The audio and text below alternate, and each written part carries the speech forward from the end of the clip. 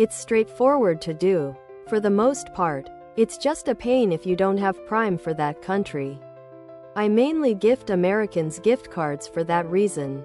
When your definition of productive is generates tons of profits. So slave labor is the never underestimate a Shoprite worker who survived 2020 coronavirus shirt.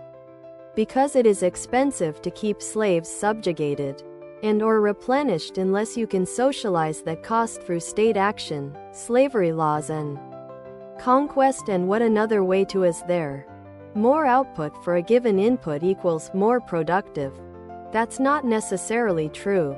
Socialized property is fairly productive, to the extent that socialist states like the USSR were capable of exporting plenty of commodities. Never underestimate a Shoprite worker who survived 2020 coronavirus shirt. Tank top, V-neck. Ladies' tee for men and women. Tank top, V-neck. I doubt it. USSR's main exports were grain in the begging and oil and gas near the end.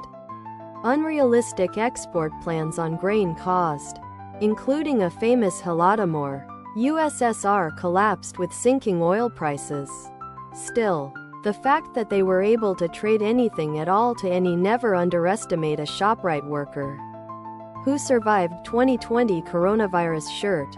Your whole scenario is based on the premise that the individual cooperatives will not be in competition with each other. You also overlook the lack of capital investment that would limit the ability to grow and compete.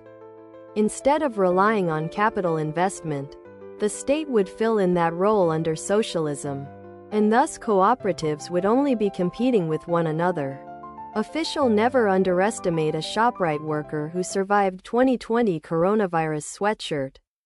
Hoodie, sweatshirt, hoodie. Competing for public capital is no different than competing for private capital. Both are finite amounts. The enterprises that need more capital.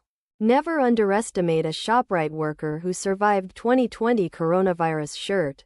I don't see any advantage. If that's the kind of pressure you're talking about, then sure. There is competition. But that competition won't drive a cooperative to oppress its workers in the name of profits like a conventional company would. Other products.